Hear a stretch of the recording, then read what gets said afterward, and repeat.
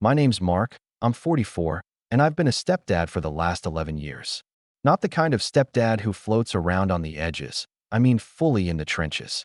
School runs, soccer practices, hospital visits when he broke his collarbone in ninth grade. His name's Kyle. He was 6 when I married his mom, and at the time, he used to call me Marky and hold my hand when he was nervous. That kid could talk to me about anything, monsters under the bed, the time he thought he failed a math test, even the first girl he ever liked, Abby, in the 7th grade. He used to tell me, "I wish you were my real dad." I never said it aloud, but hearing that, it used to knock the wind out of me, in a good way. I don't have biological kids. It's not that I didn't want them, it just didn't happen. And Kyle? He felt like my one shot at doing it right. His biological father, Matt, was the classic cool when convenient dad. The kind who'd promise Disneyland and deliver a birthday card with no stamp on it. Kyle used to wait on the porch for hours, thinking maybe Matt's truck was just stuck in traffic. And I was always the one who came out with a blanket and sat next to him in silence. That's the thing, I never tried to replace his dad. I just wanted to be the one who didn't leave. I paid for everything, not because I had to, but because I wanted him to have the best shot at life. Private school? I covered it. First car? A gently used Civic that I haggled down and got inspected twice. College? When the acceptance letter came in, his mom cried. I smiled and quietly moved some investments around. I told him, "You've earned this, buddy." And he hugged me like he meant it. But something started changing his junior year. He stopped calling me dad. Started saying Mark instead. I didn't make a fuss. He got more distant, started spending every other weekend with Matt again. And his mom, well, she chalked it up to teenage independence. I wanted to believe her. Maybe I did. Fast forward to last Saturday, graduation day. I wore the same suit I wore to his 8th grade promotion ceremony. It still fit, though it felt tighter around the chest. His mom, dressed to the nines, was glowing. "Our boy's all grown up," she whispered to me as we took our seats near the front. I smiled, but something in my stomach twisted. Then the speeches started. Kyle was class president, and he had a whole 10 minutes on the mic. He started with his mom, thanked her for believing in me even when I didn't believe in myself. Then his coach, for teaching me to be a man. Then his dad, his real dad, as he said it, with this soft smile that made his mom tear up. "Thanks, Dad," Kyle said into the microphone, "for showing up for the important moments." I felt my chest go cold. He didn't mention me. Not even once. Not even a nod in my direction. My name, the one on the tuition checks, the one that signed the car title, the one he used to scribble on crayon cards every Father's Day, wasn't spoken. I clapped when everyone else clapped. Smiled when the camera turned my way. I even held the camera bag and took photos of him with his grandparents. When he hugged Matt, I caught the moment on burst mode. Later, during the chaos of post-ceremony hugs and selfies, Kyle came up to me. "Hey, Mark," he said casually, like we were distant cousins at a barbecue. He handed me a folded receipt and grinned. "You're coming to the after party, right? I booked the rooftop lounge downtown. This is just the rental and catering invoice, $2,400. You've always had my back." And he gave me that same grin he used to flash when asking for ice cream. I unfolded the paper, neatly itemized. DJ, food, decor, deposit already paid, under my name, apparently. He hadn't asked. He'd just assumed. I looked at him, really looked at him. Tall, confident, wearing the same cufflinks I gave him for his prom. I thought about that kid who once curled up on the couch next to me with chickenpox, asking me to read the same comic book 3 times in a row. I thought about the $14,000 I'd paid to get his transmission fixed after he wrecked his car, trying to impress a girl. I thought about every late-night trip to CVS, every forgotten lunch I ran to school, every dentist appointment I rearranged meetings for. I smiled. Not sarcastically, just a quiet, calm sort of smile. "Of course," I said, handing the receipt back. "Congratulations, Kyle." Then I got in my car. And before they even cut the cake, before the music started thumping on that rooftop lounge, I opened the banking app on my phone. I had access to every card with my name on it. Tuition, rent, utilities, the gas card, the emergency credit card his mom used just once in a while. My thumb hovered over the disable button for a moment. I wasn't angry, just done. I tapped.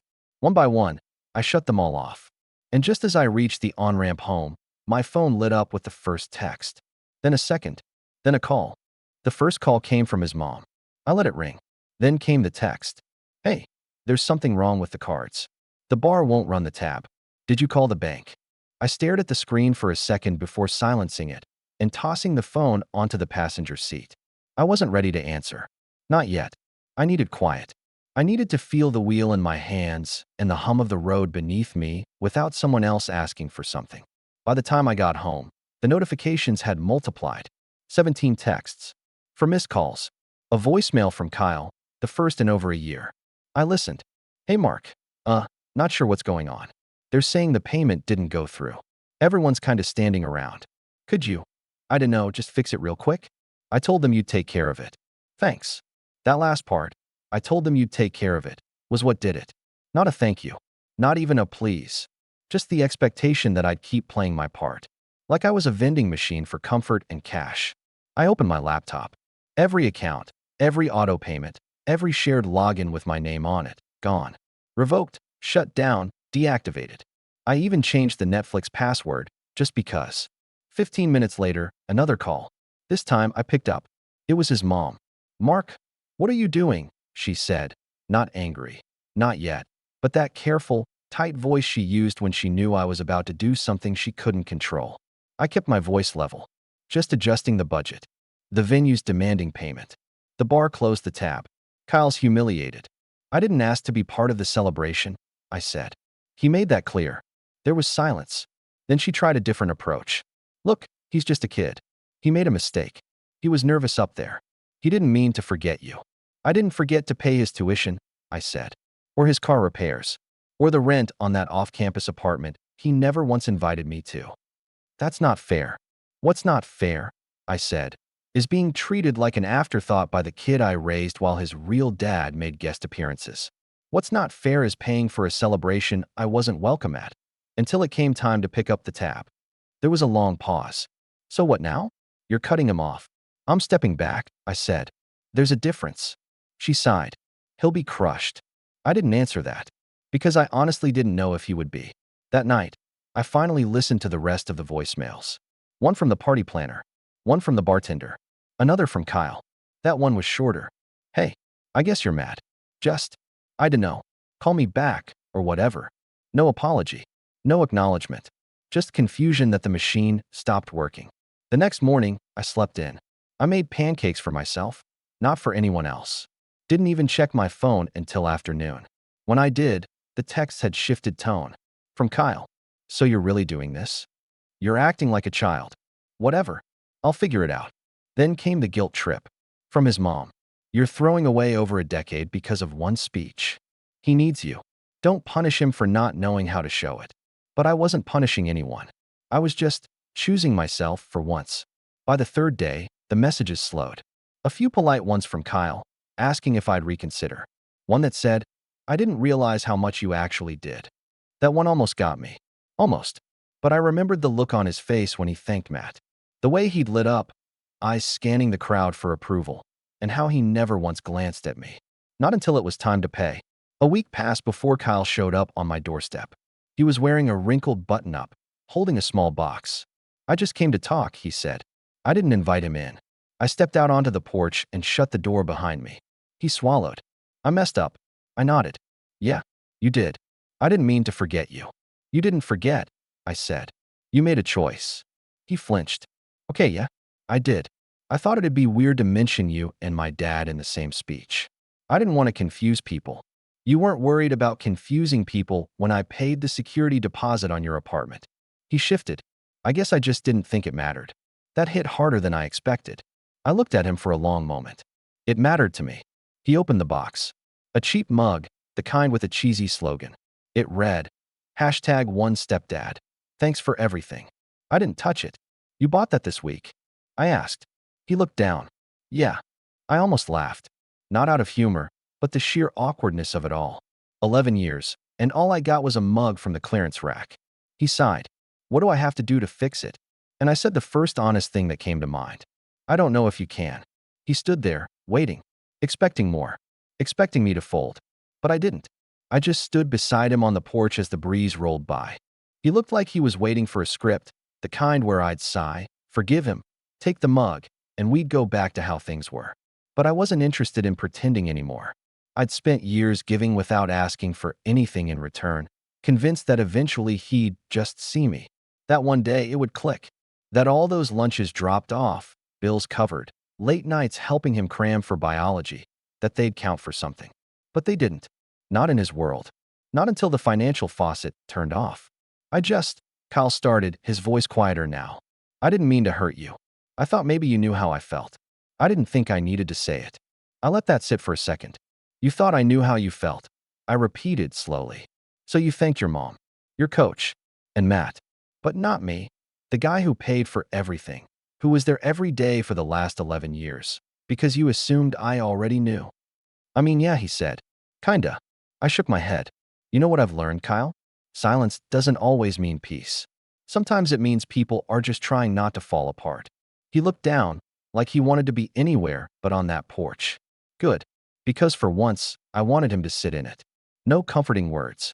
No softening the blow. Just the truth, raw and uncomfortable. I didn't pull away because I wanted revenge, I told him. I pulled away because I realized I was the only one treating this like a real relationship. You treated me like a safety net, not a father. His jaw tightened. So what now? I'm cut off. I didn't say that, I replied. But I'm done with blind generosity. You want my support? You earn it. You stop treating me like a backup plan. That stung. I could see it in the way his eyes narrowed, the way his body stiffened. He wasn't used to me having boundaries. For so long, I'd been the easy one, the reliable one, the guy who never said no. He opened his mouth, probably to argue, but then something shifted. His shoulders sagged. His gaze dropped to the mug again, and for the first time in a long time, he looked like the kid I raised. Not the version that stood on a stage and gave thanks to everyone but me. Okay, he said, almost a whisper. Okay, I get it. He placed the mug gently on the porch railing and stepped back. I'll figure out the rest of the rent. Don't worry. I didn't stop him as he turned to leave. Didn't say, come inside. I let him go, because sometimes space is the only way someone learns. And I wasn't going to rescue him from the weight of his choices anymore. After he left, I sat on the porch for a while, staring at that stupid mug. Number 1, stepdad. It felt like a punchline. But I didn't throw it away. Not yet. Later that evening, his mom called. This time, her tone was different. No guilt tripping. Just quiet, tired words. I heard you talk to him. I did. There was a pause. He cried, you know. After he left. Said he messed everything up. I didn't answer. I should have said something too, she added. I let him overlook you. Maybe I did too. I appreciated the honesty, but it didn't change the years of being treated like the silent contributor. I don't want an apology, I said. I want change. I know, she whispered. So does he. I think maybe this was his wake-up call. Maybe, I said. Time will tell. We didn't talk much after that. I made dinner, alone. Watched some mindless TV. And later, when I turned off the lights and got into bed, I felt lighter. Not because anything was fixed, but because for once, I'd stood up for myself. Kyle didn't text again that night. Neither did his mom. But the next morning, I woke up to an email. Subject line, from me. It was from Kyle. No attachments. Just a few paragraphs. The first line read, I never said thank you because I didn't realize how much I owed you until you stopped. And that's where I'll pause again, because what he wrote next.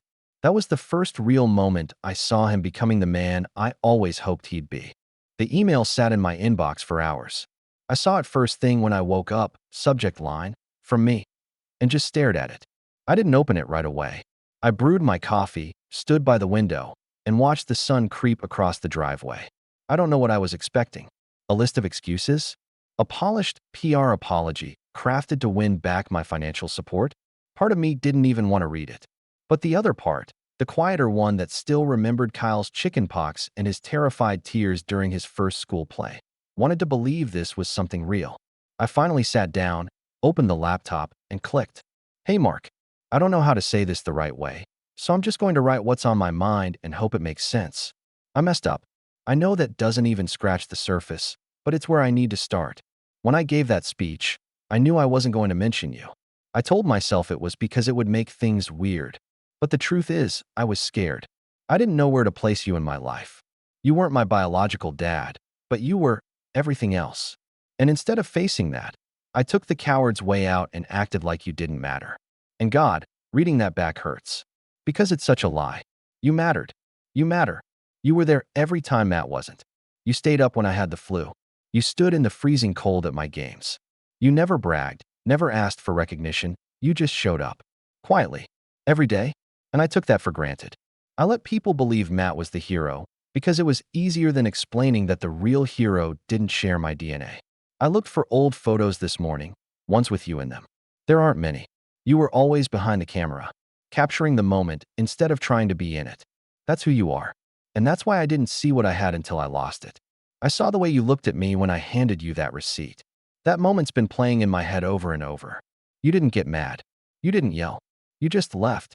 And that silence hit harder than anything else. Because for the first time, I realized I'd pushed away the one person who had never pushed me first. I know I hurt you, and I don't expect a clean slate. I just wanted to say I'm sorry.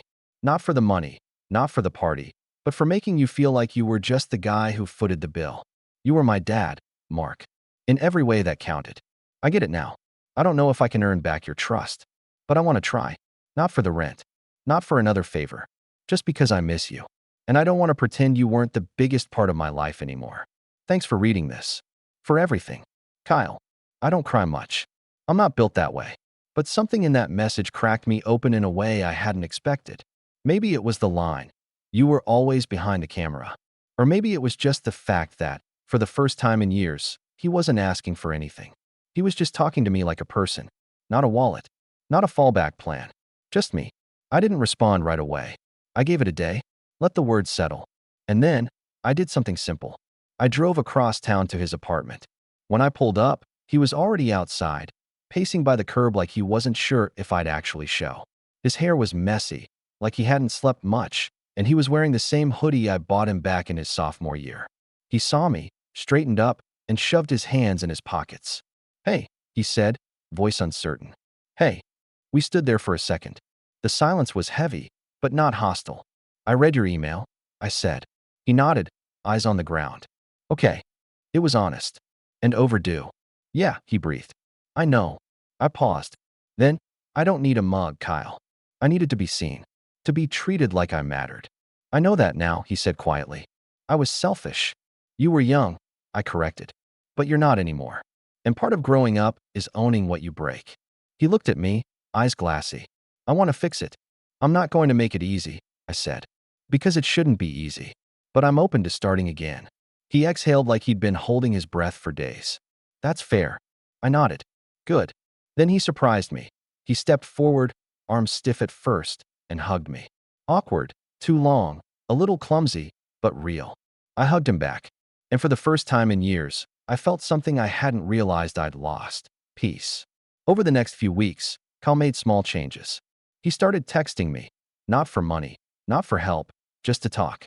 He invited me over for dinner, cooked spaghetti from a box, and burned the garlic bread, but grinned through the whole thing like a kid trying to impress his dad.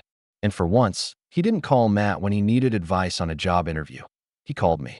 His mom noticed too. She pulled me aside one evening and said, "Thank you for not giving up on him." I shrugged. It wasn't about giving up. It was about making space until he realized he had something to lose. Kyle eventually got a part-time job and paid back the last month of rent I'd covered before cutting off the cards. I didn't ask for it. He did it anyway. And when I saw the envelope with a handwritten note inside that read, "One step at a time," I knew he meant it. The mug still sits on my shelf, next to an old photo of us at a baseball game.